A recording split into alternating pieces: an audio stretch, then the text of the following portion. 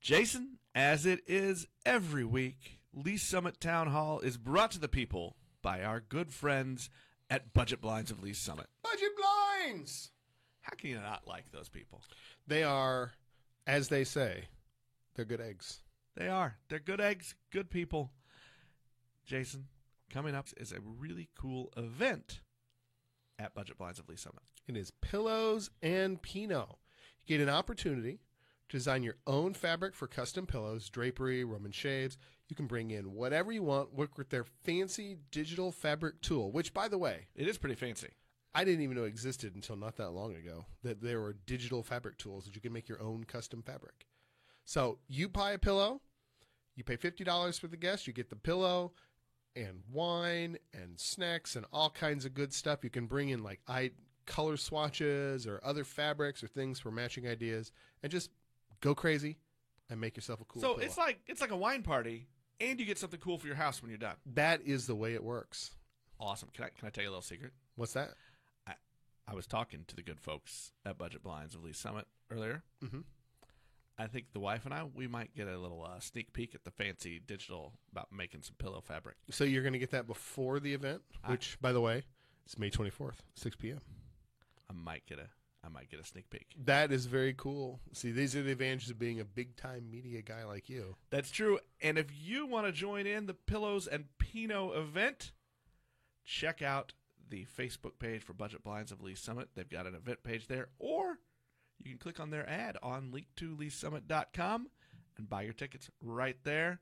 Go see our friends, Budget Blinds of Lee Summit. Tell them Nick and Jason sent you.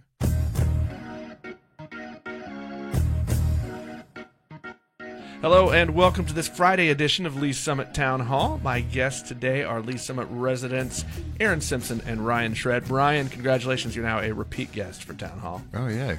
Nice work. Do I get a plaque or? No, Okay. I don't do anything that nice. Blue ribbon? Blue ribbon. Those are cheap. Yeah, we'll see. Okay. We'll see how you do, actually. Well, thanks for having me back, Nick. Well, look, I know you guys because I help you work on a podcast called Shred Podcast. Ryan, you're the owner of the Shred Gym. Aaron, you run, 4 Anytime Fitness Yes. locations? 3 in this area, one in Florida, which I'm still waiting for my invite for a trip to Florida. I'm leaving on the 14th. I mean, come on, let's All go. right, there we go. There Pack we your go. Speedo, Nick. So I've enjoyed getting to know you guys, but I kind of have been taken aback a little bit as I get to know you that you're not the I gotta put this nicely without you punching me. You're not the meatheads you look like sometimes. Well, if we were meatheads, I'd punch you. Yeah, we're not that at all. So You're not really the way I thought you were going to be when I first saw you. yeah, well, now that you've cut the mohawk off, Aaron, it's a little better. But I thought it would be a good idea. I wanted people to meet you guys, to know who you are. You're here in the heart of downtown a lot. You've got gyms, so you have a lot of local people that come in and out. I kind of wanted to let's dig in a little bit. Let's know who you are and why you do what you do. You guys have a pretty good message about lifestyle and getting people to live healthy. When we had a live Shreducation event here at Bridge Space where my studio is, and I introduced you guys as you, and I'm kind of round. As not meatheads. These guys are not meatheads. But I mean, so I think it's pretty cool that this education system that you guys have, where you're trying to get people to change the way they live, and why you do it. So I just really want to know why is this more than just you want people to come in and work out and give you cash. Well, I think that could be answered a lot of different ways. But I mean, when you look at society as a whole right now, there's obviously major issues, from families to children. There's all kinds of things. Obviously, there's a huge health crisis going on in America. I've been fortunate enough to be in this industry for 22, 23 years. I thought my life's goal and journey and what my focus was going to be and what I did the whole life was going to be playing baseball. Lots of awesome That's a memories. good dream. It was a very good dream until that tree got in the way on a snowboard, and then the whole dream went right out the window. But, with that dream, there's also a purpose. My purpose in life wasn't that. I've got tons of dreams and tons of good memories of old Lee McKeegan. That I have so many good memories of that in here in Lee Summit. But Look, I grew up in Blue Springs. My memories of coming to Lee McKeegan weren't good because I remember a lot of giant holes in that huge outfield. The big, huge hole in the middle, but then I switched and I went to Blue Springs and played on God's Field. So I mean, there you go. I did upgrade myself. So I got into this fitness to the industry when I got hurt. I was already starting to work out, just being an athlete. Once baseball was over, kind of fitness became my passion. Got a job in the industry right away at Bally's when I was 18. The second I turned 18, the second they'd hire me, I got a job there. Worked my way up to management really quick. Got in the gym world and just loved it for more than one reason. A lot of it is, yes, we need to make money, but two, like I said, there's a need. On our podcast, we talked about the other day that only 3% of Americans live a healthy lifestyle, which means they do some kind of regular activity, eating healthy. I mean, that leaves 97% of people who are out there with disease and different, things breaking down in their body, or obesity, diabetes, that need help. And I truly love what I get to do every day by helping people do that. And I know Ryan does too. It's frustrating at times when you have somebody that walks in the door that what they need to do and they don't do it. I am not a parent, but I can only imagine that's what my parents felt like too. Dude, we're telling you what you need to do and you're not, and you're getting in these issues. Yep. That's kind of what I feel like too, but the passion is real. It's something that I every day think about on my own life and my own level, but also just from wanting to help somebody else achieve their fitness goals, and not to get on a stage and do a bodybuilding show, just to live a healthier lifestyle, become a lifestyle, become something that just becomes routine in their life.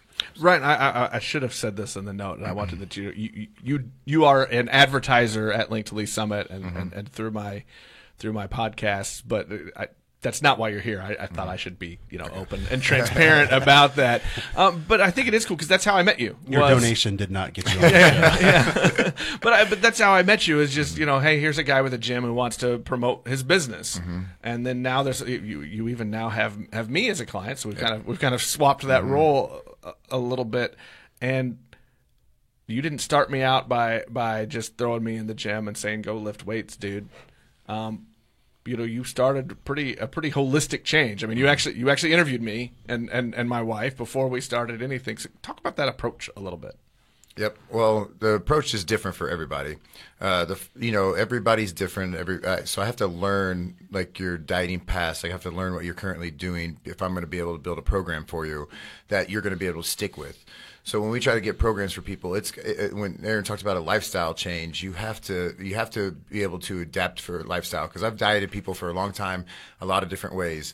And if I sat down with you and I didn't talk to you or didn't figure out what your food preferences were or your eating schedule or something, I just said, here, this is what you have to eat. My food preferences, all of them. Yeah, right. yeah, I know that. He figured that out in the interview. Yeah, except for pickles. Yeah, that is the food of the devil. Yeah. Why would you ruin a perfectly good cucumber? They don't. They fry it, and it makes it better. Yeah, that's the one time I will say no. Frying doesn't make it better. So, like I said, I've dieted people a lot of different ways. And if I sat there and gave you a meal plan, of healthy eating, and you hate all the foods, you're not going to stick with it. So the approach is to sit down and personalize everything to you and your food preferences, so you can stick with it. Because if you hated egg whites and I made you eat egg whites in the morning, every morning you hated what you're putting in your mouth, you're not going to stick with it. So I have to give you healthier foods that are going to get you heading in the right direction. But unless I sat down and talked with you about it, then I wouldn't have known. Why are you going through that stuff? I don't know. I'm a bad interviewer today. Yeah, because I think that's the part that intrigued me and why I wanted you guys to come in, because I was so shocked at the different attitudes and approaches that you guys had to nutrition, to fitness. I mean, I just kind of expected. Well, there's so many approaches out there, And when we opened up the Shreducation, and I started doing Shreducations at the old gym, I've been doing them for like 4 or 5 years. The reason I started doing them is because there's so much misinformation out there. As I started my personal training career, and I started out, and I was just taking people through workouts. I didn't know what I was doing, but just as long as you're sore and I made you sweat, I felt like I did my job. And that was like probably the first year or two of my training career. And I got people good results, and they had good workouts, but never really dove into nutrition and everything. And I was just hungry to learn stuff about that. and you get online and you find different resources. You ask people, their bro science or whatever you find online, and there's bro science, yeah. And that's like your bro telling, that's like your that's like your bro telling you like what he thinks works or whatever. So as I started research, there was just so much different stuff telling you to diet one way, telling you to diet another way. Studies behind this, studies behind that, and it's like, what do you know? Like as somebody, like everyday person trying to live healthier, how do you know what you're supposed to do unless I sit down or we spread the knowledge like we've told, like in the podcast? That's exactly what we're trying to do, is we're trying to cover all the bases and get everybody to learn how to do it the right way for your body type. You talk a lot about motivation, actually. You do that a lot in your education. You do it in the gym. You keeping people focused. But what motivates you to keep that going? Because I would think that you see a bunch of people that look like me that have lived the last 20 years the way I do. How do you yourself keep that focus to keep pumping other people? I would think you'd get tired of pumping out people like me. It actually fuels me. Same with me. Like I'm telling you what, like if I'm working so with I'm somebody. just a jerk. No, but unless you're in it, like unless you're like really like have had somebody look you in the eyes, like with tears in their eyes and genuinely thank you for changing their life, right. That's what fuels me. Like is actually knowing that I have the knowledge and the capability to help change somebody's life and almost save their life from at some point. That's what fuels me, and I just love it. I love when and it's not just like physically, it's like mentally changing, like keeping them motivated, and that's what motivates me. That's how I keep the motivation going. Yeah, and for me, like I'm going to toot you and I's own horn here, but we are a very rare breed in this industry. That what we are like, honestly. I mean, I go to gyms all over the United States when I travel, and very, very few are ran the way that we run ours. They are a numbers game. They are your member number 1481. They don't care who you are. Ours are completely different. Yep. Most guys that look like us are absolutely the worst gym owners in the world. Yep. Because they want to turn their gym into bro science, which is going to tear. By the way, I kind of want to see if we can just make that a term that everybody uses. I used it today because he used it, but that's they want to turn it into like Dude Fest, and they want to turn it into a lifting gym and bodybuilding gym, and that's not how you're going to reach people. No. That's not how you're going to help the average person that lives here in Lee Summit, and those people don't want to walk into that gym. There are other industries that you say, oh, that's kind of like the used car salesman, and everybody's scared. That's what the industry, unfortunately, that we're in has turned into as well, because there's a lot of bad gyms ran a lot in very bad ways that they don't have the passion. Like for me, I don't have to stay motivated. Every single day of my life, I absolutely love.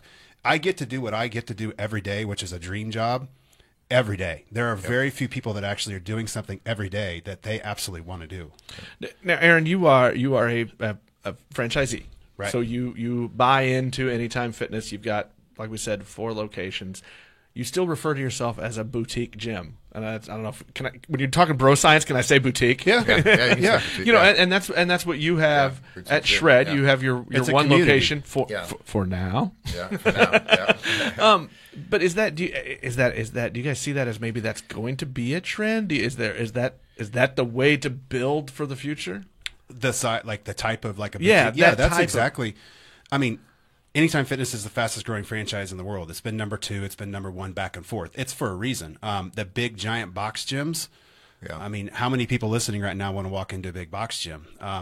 We had other gyms in the past that were, I've been a part of those.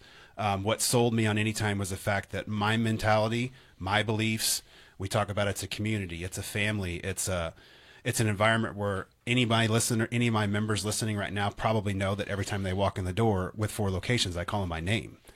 Yeah. We don't need 10,000 members to keep our door open. It's a small environment. There might be 20 other people there in the gym with you at the same time. It's more family. It's more community. It's clean. They're spotless 99% of the time. Also, my staff know right off the bat, if we're not reaching the community that we're in first, we've already lost. They know that the majority of their job is they're supposed to be on the floor talking with members. I love it when I walk into one of my gyms and there's a member plopped down on the desk, sitting there with them at their desk talking. They're not talking about fitness. Yeah. They're talking about life. They're talking about, struggles, church, family. That is where when somebody engages with us in that, they're going to be a member for life, and we're going to be able to help that person. Well, that probably brings back to the for life thing, because that's really you guys have this personal mission, this ultimate goal to change somebody for life. Yep. Did you have that moment? I mean, Brian, you were a high school football player. I haven't figured this out yet, but I think I might have actually covered a couple of your games. You played in college. You were a Division II All-American at Northwest. You played for some of my favorite coaches to interview. Yep. You were an athlete. You talked about you played high school until your Sonny Bono moment. That probably should make Sonny Bono jokes. He actually, unfortunately, it was only a few weeks previous to that when he hit the same thing. I probably shouldn't make that joke. That was in poor taste. I apologize. Hey, 3 or 4 days in the ICU, you learn a lot about yourself. Yeah, but but did you guys have that moment too? I mean, you obviously always were active and athletic, but we know that doesn't really mean you're living a healthy lifestyle by being active in high school and college. So, was there a moment for you guys where you said, "I got to change"? Yeah, I can think of one for sure. Yeah, I mean, I don't have one in particular, but I've always taken care of myself. I've always been an athlete, so it was a kind of a struggle when I got out of college because you didn't have that team, you didn't have that, I had a team my entire life, but I was always a team captain of every team I've been on. I was a captain. I've had the leadership, and I've always had an entrepreneurial spirit. And when I got out of college, I didn't really know what I wanted to do. I just knew I wanted to own a business, but I came out of college with no money. so it's like you can't really. That's a tale we all relate to. Yeah. So, and I had no idea I wanted to get into personal training. I like to work out. I continued to work out after college, but once I got into it, and I just loved it. I mean, it was just, it was so rewarding. So that was kind of my moment when I got into training, just knew that you could help change people's lives, and people come in and thank you and just be grateful that you actually had an impact on their life. And here's the deal. If you guys see me, I wear a tank top and shorts every day and high tops and a hat and covered in tattoos. Maybe that's why everybody thinks we're brothers. But I get to, we get to do what we love every day and run our own businesses and change people's lives. And that's that's the ultimate goal. You're running a business and you get to be who you want to be. I don't have to go dress any certain way, and our clients know that we're there to help them and they accept us for what we look like. Like they might come in and think we're meatheads at first, but then after it doesn't take long. It doesn't take long. I actually kind of, I don't know if it should hurt my feelings or if I should be honored, but I'm not shitting you, probably 3 people that after the Shreducation came up, that came to the Shreducation came up to me and they said, "Oh my gosh, you're way smarter than I thought you were." And I'm like, "You just thought I was a meathead, didn't you?" Well, they're like, "No, I didn't mean it like that, but you know what I mean. You know a lot more about this." That kind of goes back to what I said. We're a rare breed for this industry too. Yeah. So. Well, was there a moment for me? For you? Yeah. I mean, was it just a natural transition to I'm an athlete. I work out. I do this stuff. It was a natural thing. I remember growing up. I was probably, if you lived in Lakewood back in the 80s and 90s, I was the kid that knocked on your door and wanted to mow your yard, and I mowed yards. And I wasn't even old enough to drive yet. I remember I got enough money saved up and went to MC Sporting Goods and I bought my first weight bench, put it in my room, started working out. The second I turned 16 and I knew my parents could co-sign on a 3-year contract at the time to get a gym membership, I did. And it was easy for me just because I am extremely competitive. I'm extremely athletic. If there was a sport, I played it. If there was a sport, I was, like Ryan said, the team captain, something so it came natural to me. But there came a point in time in my life where I was doing it, but doing it wrong too.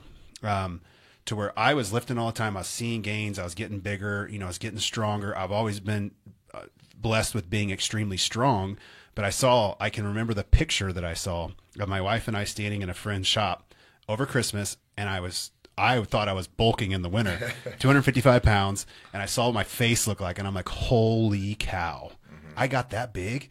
Did I look obese? No. Did I still have a flat stomach? Yes. But to me, that's the first time in my life that I went out and I hired a trainer to give me a meal plan, and it totally changed my life. Even though I was in the industry, even I spent money to get a meal plan to make sure I got back on track and did it right.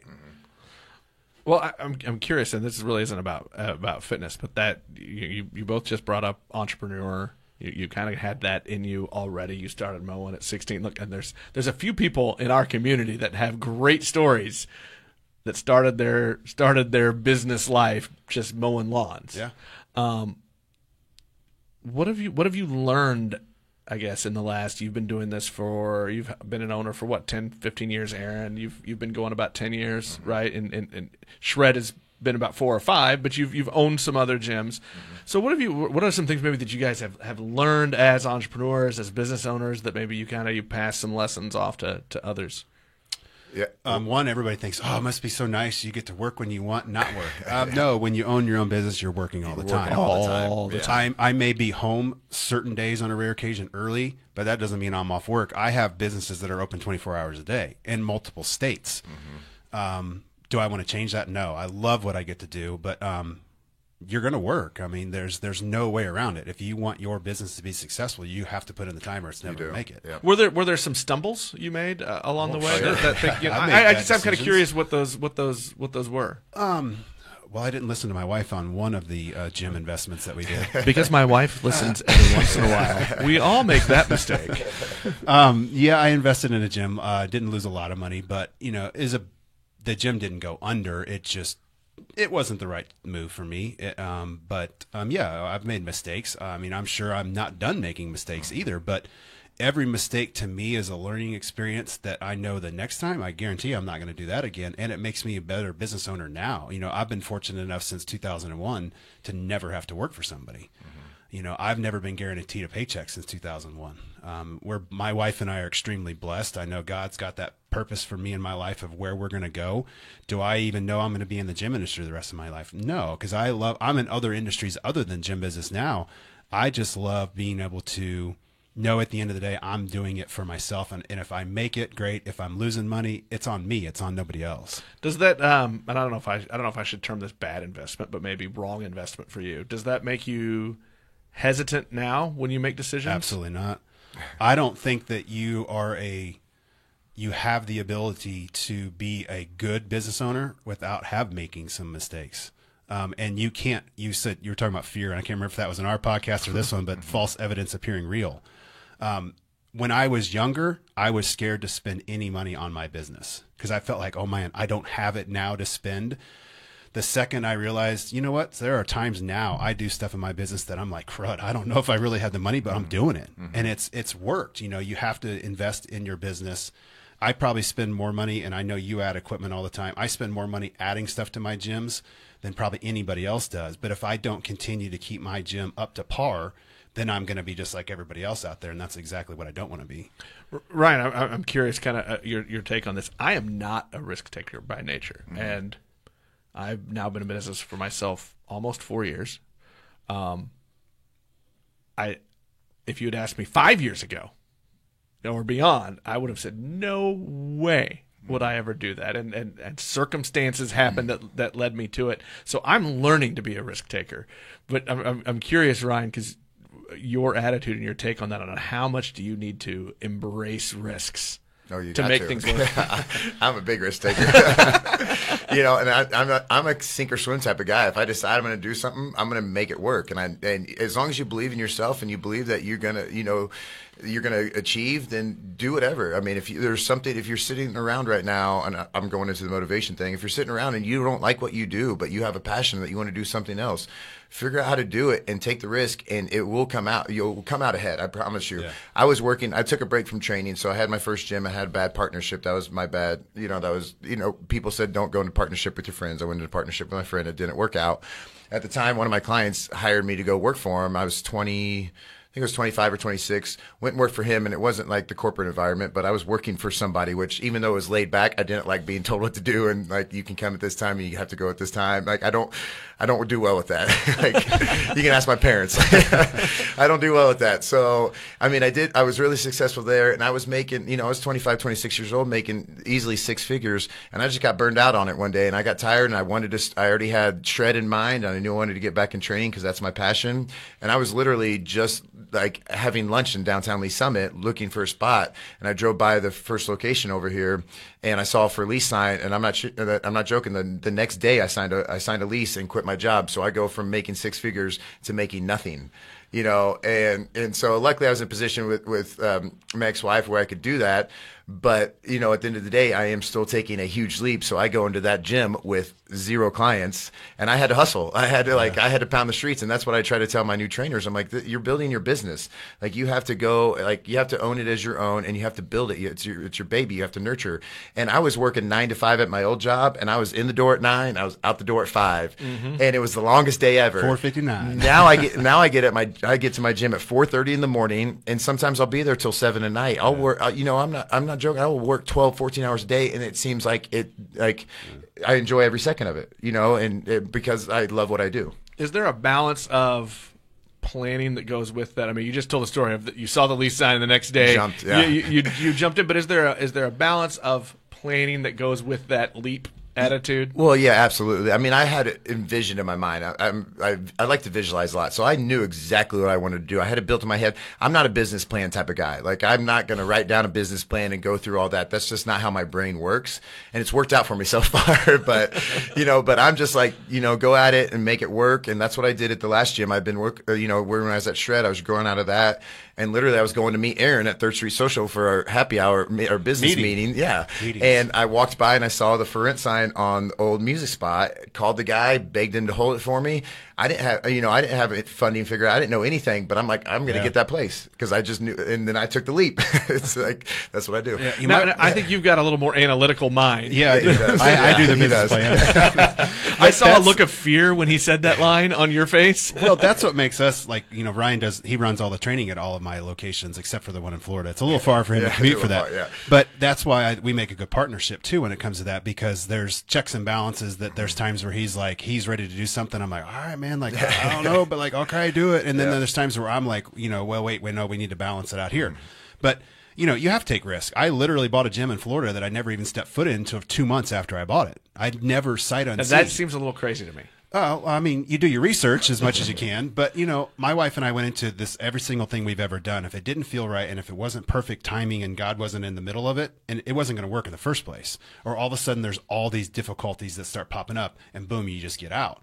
It impresses me about Ryan, the fact that he can, like, literally when he found that place in downtown Lee Summit, when we walked through it, man, it was bad. Mm-hmm. But his vision, he's got the vision that, like, my wife does. They can walk in. The first time we ever walked in my house, I walked outside. I was like, there ain't no way in the world we're buying this house. I'm glad I listened to her. She had the vision. She saw it. He's like that.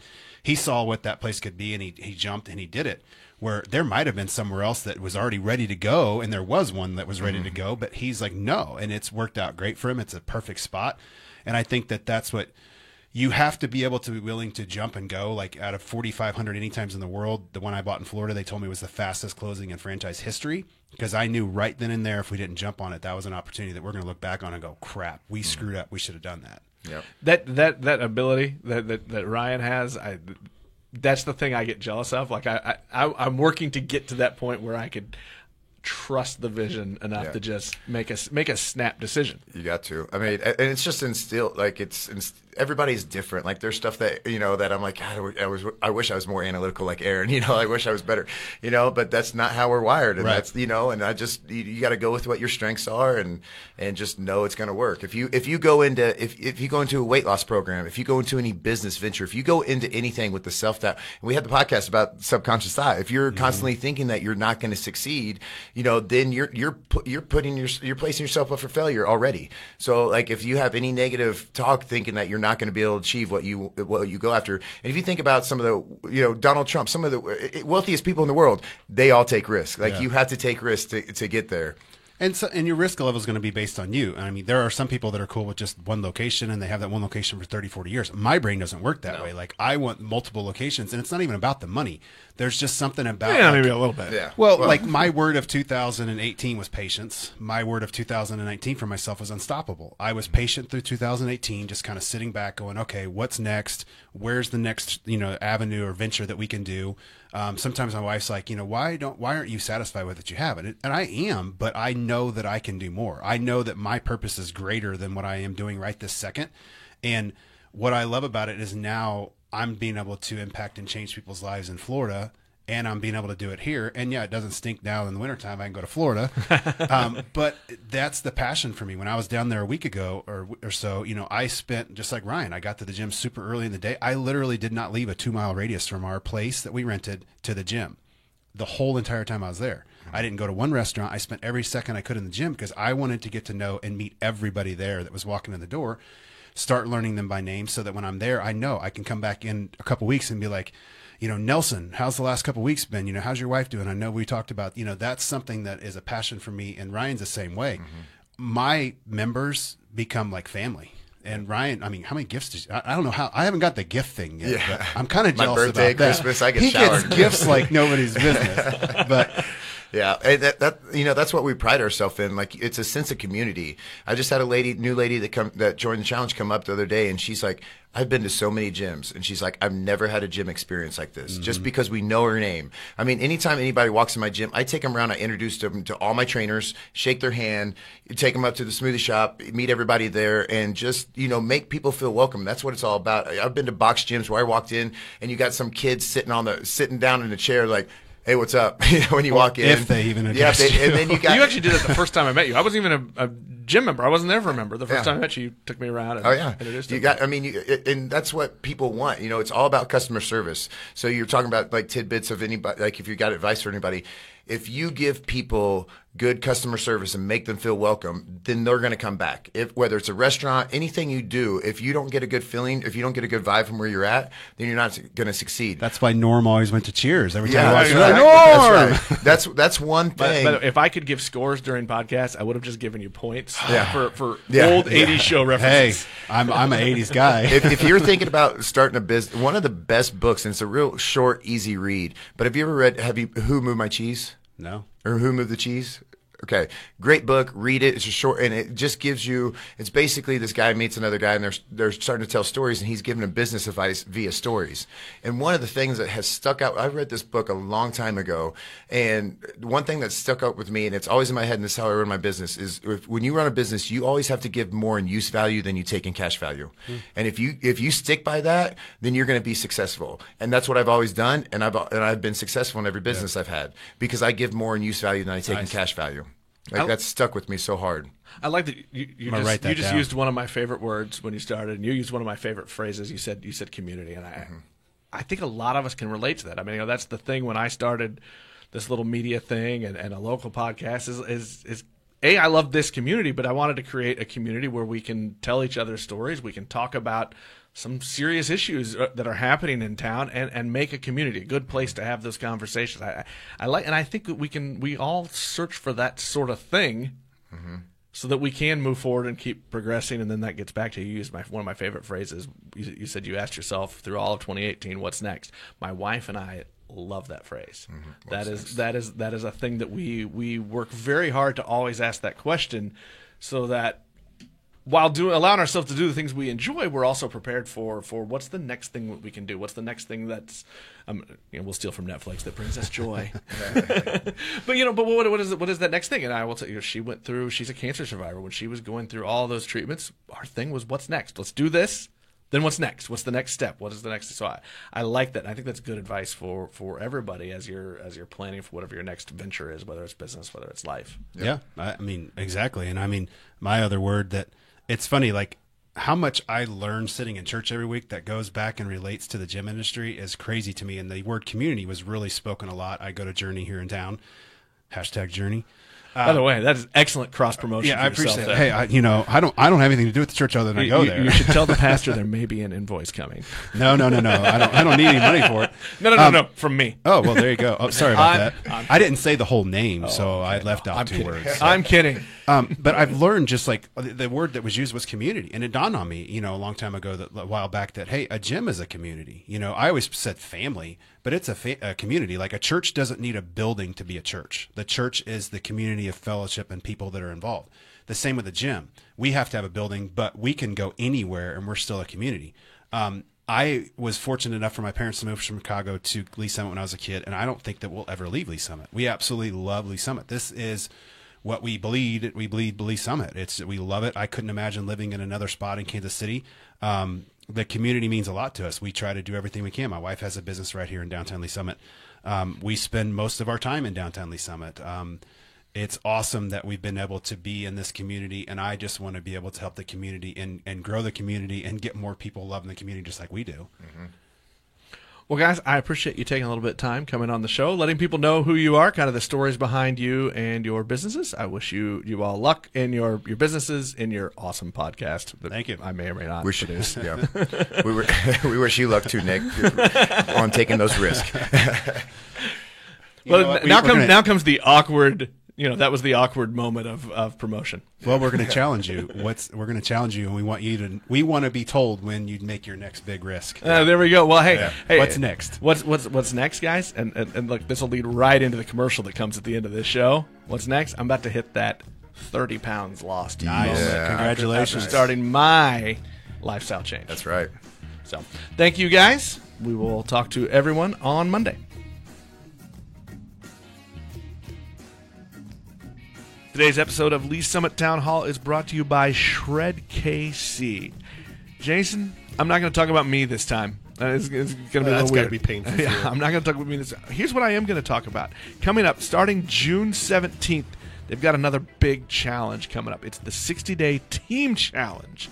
So you sign up. They stack the teams. You don't have to worry about forming your own team. They're going to do it anyway. There'll be a max of 2 males per team. And the team will work together to motivate each other, to encourage each other, to inspire each other, to reach all of those fitness goals. I think this is really cool. I really like, Jason, what they do, all these different ways to keep people motivated and to change lifestyles. That's the point. I know they like it's like this inherent niceness with one another, which is a nice bit to have.